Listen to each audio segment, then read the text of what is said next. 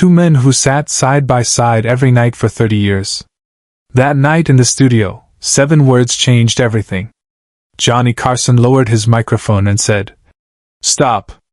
The Tonight Show starring Johnny Carson. Studio 6B at NBC in Burbank, California. March 1987. Another Tuesday night. Another monologue. Another 300 people in the audience expecting laughs and celebrity guests, and the comfortable rhythm of late-night television they'd watched for a quarter century. Johnny Carson stood behind his desk in his signature suit, blue cue cards in his left hand, delivering jokes about the day's news with the effortless timing that had made him the undisputed king of late night. The audience laughed on cue. The cameras glided smoothly. Doc Severinsen and the band waited in the background, ready for the next musical bumper. Ed McMahon sat in his traditional spot beside Johnny's desk, the same spot he'd occupied since 1962, 25 years of, "Here's Johnny!" and thunderous laughter and being the perfect second banana to Carson's brilliance. Ed's job was simple: laugh at Johnny's jokes, set up the occasional line, and be the loyal friend America had watched support Johnny through 2.5 decades of television. It was a well-oiled machine. Predictable. Safe. Exactly what millions of Americans tuned in for every night at 11:30. Until Ed McMahon leaned forward in his chair and quietly said 7 words that stopped everything. Johnny was in the middle of a joke about Congress. Something about budget negotiations, a setup leading to a punchline he delivered 100 variations of over the years. The audience was already starting to laugh in anticipation. And then Ed spoke. Not loudly. Not interrupting. Just 7 quiet words during a natural pause in Johnny's rhythm.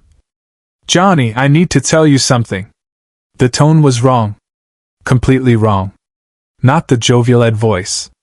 Not the setup man voice. Something else. Something heavy.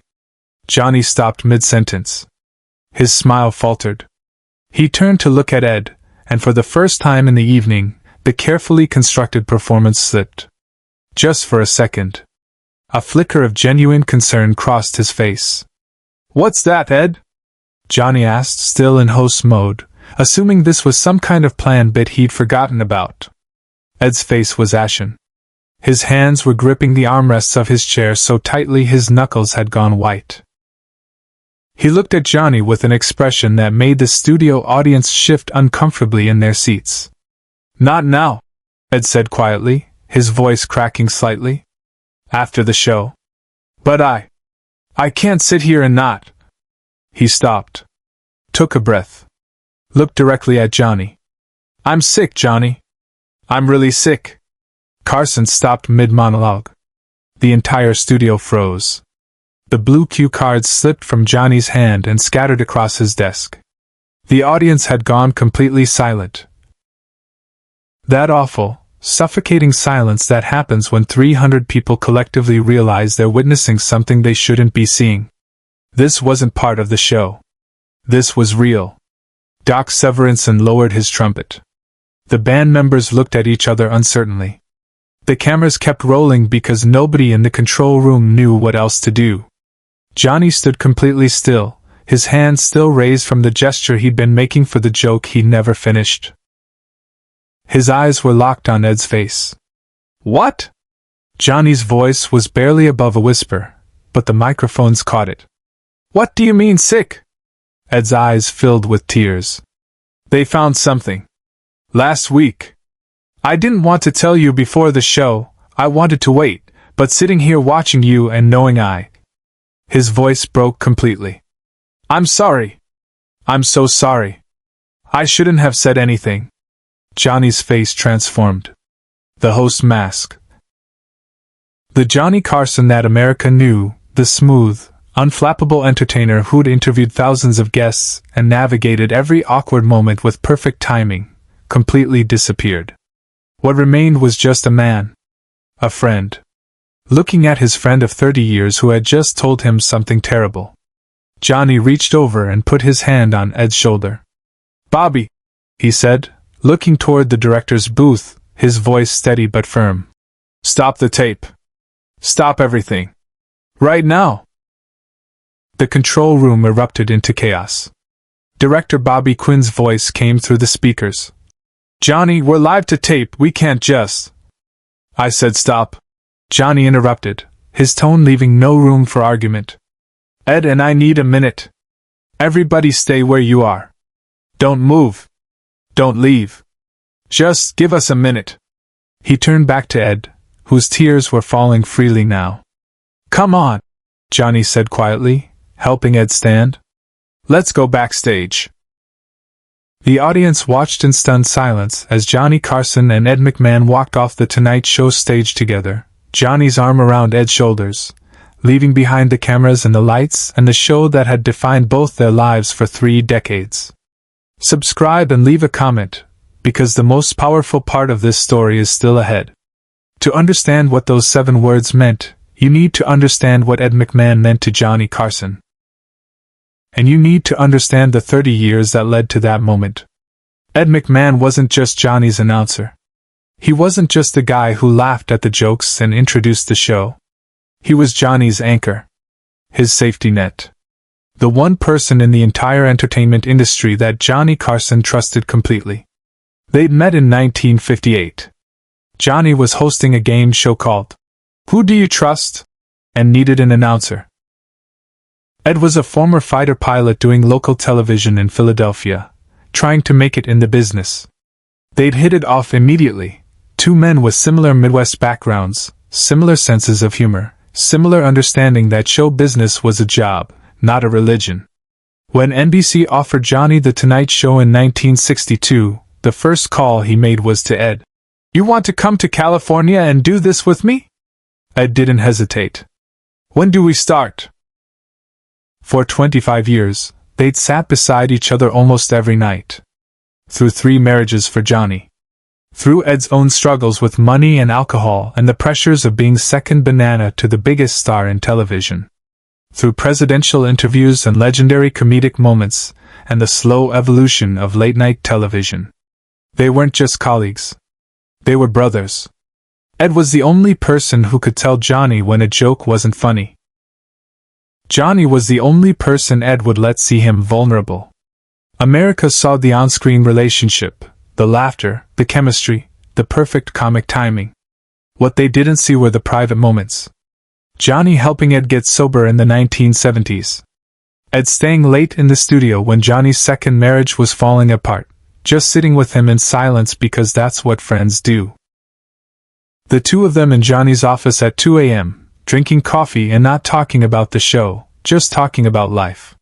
You and me against the world, pal, Johnny had said once, late at night after a particularly difficult taping. That's how this works. Ed had nodded. Always has been. Always will be. But now, in the backstage green room with the door closed and the sound of the confused studio audience filtering through the walls, Ed was telling Johnny that, always, had an expiration date. It's lung cancer, Ed said, his voice hoarse. Stage 3. They found it during a routine checkup last Tuesday. I've been trying to figure out how to tell you all week. Johnny sat across from him, his hands clasped between his knees, his face pale. Stage 3. What does that mean? What's the treatment? Chemo.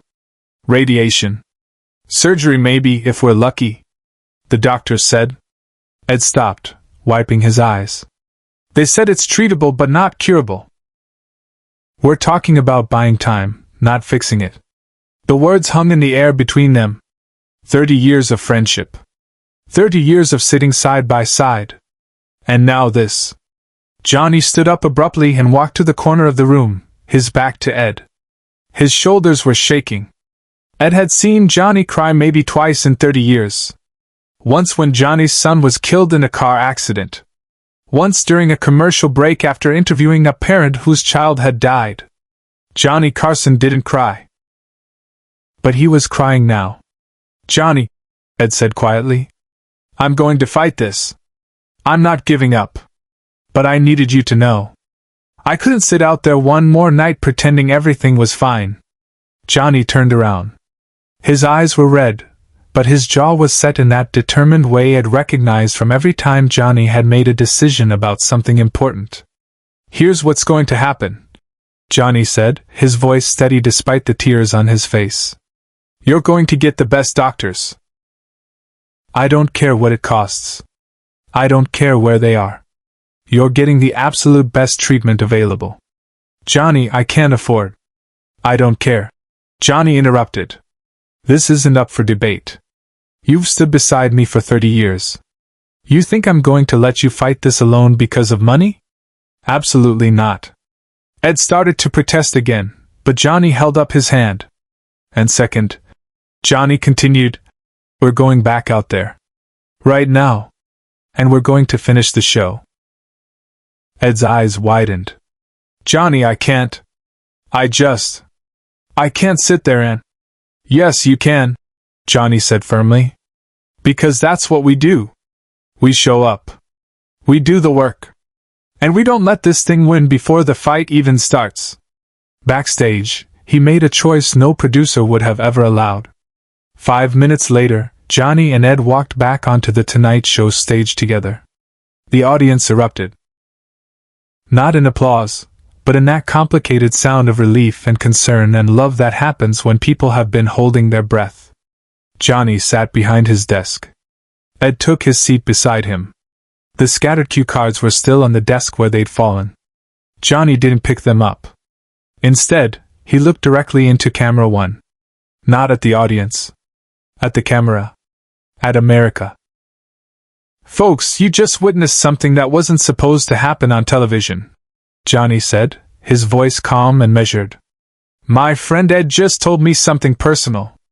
Something difficult. And we stepped away for a few minutes because some things are more important than a show." The studio was absolutely silent. "I'm going to break a rule now," Johnny continued. "I'm going to tell you something about my personal life, which I never do. Ed McMahon has been my friend and partner for 30 years. He's the first person I see when I come to work and the last person I talk to before I go home. He's not just my announcer. He's my brother." Ed was looking down at his hands, tears falling silently. "Ed just told me he's sick," Johnny said simply. "And he's going to fight it. And I'm going to be right here beside him while he does. Because that's what friends do." Johnny reached over and picked up something from his desk drawer. A simple index card, not a cue card, just a plain white card with handwriting on it. He held it up briefly to the camera. "This card," Johnny said, "has been in my desk since 1962. Ed gave it to me on our first day working together. It says you're going to be great. I've got your back. I've kept it for 25 years. He placed the card on the desk between them. "Now it's my turn to have his back." The audience rose as one. Standing ovation. Not the excited applause of entertainment, but something deeper. Something real. 300 people honoring 30 years of friendship and the moment when that friendship became more important than television. Doc Severinsen raised his trumpet and played, not the usual Tonight Show theme, but something else. Something slow and beautiful and heartbreaking. But this was the moment no one in the studio, nor anyone at home, ever saw coming. Johnny looked at Ed, who was still crying, still overwhelmed. And Johnny did something he'd never done in 30 years of hosting The Tonight Show. He got up from behind his desk and sat in the guest chair. Beside Ed. Not across from him. Beside him. "We're going to finish this show," Johnny said to Ed, loud enough for the microphones to catch. "But we're finishing it together. Side by side. The way we've always done it." Ed nodded, unable to speak. They sat there together for the rest of the show, not in their usual positions, but side by side in the guest chairs. Johnny interviewed the scheduled guests from there. He delivered jokes from there.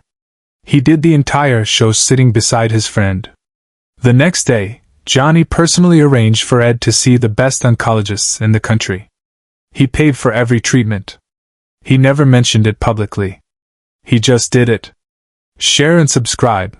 Make sure this story is never forgotten. Ed McMahon beat the cancer. The treatment worked. He returned to The Tonight Show 6 months later to a 5-minute standing ovation.